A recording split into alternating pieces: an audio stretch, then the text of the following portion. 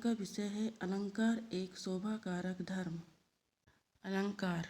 अलंकार शब्द दो शब्दों से मिलकर बना है। अलम धनकार। अलम का अर्थ होता है आभूषण। अलंकार की परिभाषा। वाक्य की शोभा बढ़ाने वाले कारक को अलंकार कहते हैं। जिस प्रकार स्त्री की शोभा आभूषण से होती है, ठीक उसी प्रकार वाक्य की शोभा अलंकार से होती है। आचार्य भामा के अनुसार अलंकारों को सर्वप्रथम काव्य की आत्मा घोषित करने का श्रेय पाते हैं।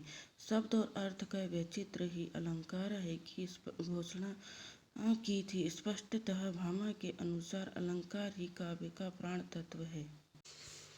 आचार्य दंडी के अनुसार अलंकार संप्रदाय के आचार्य दंडी हैं। भामा ने जहाँ शब्द और अर्थ के सहित भाव को काव्य मानकर अलंकारों को समान माना है, वहीं दंडी ने इष्टार्थमयी पदावली को काव्य कहकर के शब्द को महत्व दिया है। अलंकार के भेद तीन होते हैं: शब्दालंकार, अर्थालंकार, उभयालंकार। शब्दालंकार। शब्दों के कारण काव्य में सौंदर्य उत्पन्न होता है, वहाँ शब्दालंकार होता है। ये चार प्रकार के होते हैं: अनुप्रास, यमक, श्लेष, वक्रोक्ति। अनुप्रास अलंकार। जहाँ एक ही वर्ण की आवृत्ति बार बार हो, वहाँ अनुप्रास अलंकार होता है। उदाहरण: चारों चंद्र की चंचल किरणें खेल रही थी जल थल में। यमक अलंकार। जहाँ शब्दों की आवृत्ति एक से अधिक बार होती है, लेकिन उनके अर्थ सर्वथा भिन्न होते हैं, वहाँ यमक अलंकार होता है। उदाहरण: कनक कनकते सौगुनी मादकता अधिकाय, वा खाए बौराए जग, या पाए बौराए। श्लेष अलंकार। श्लेष का अर्थ है चिपका हुआ होता है।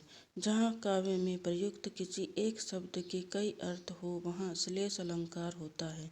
उदाहरण: जो रहीम गति दीप की, कुल कपूत की सोय, वारे उनियारो करे बड़े अंधेरो होय। वक्रोक्ति अलंकार। जहाँ किसी बात पर वक्ता और श्रोता की किसी उक्ति के संबंध में अर्थ कल्पना में भिन्नता का आभास हो, वहाँ वक्रोक्ति अलंकार होता है। उदाहरण: कहाँ भिखारी गयो यहाँ ते, करे जो कब पति पालो। अलंकार का महत्व।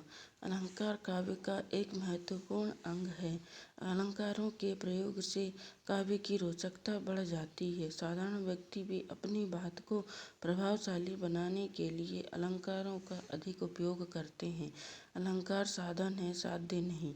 जब वे साधन के स्थान पर साध्य बन जाते हैं, तब काव्य की शोभा बढ़ाने के स्थान पर उनका रूप विद्रूप कर देते हैं।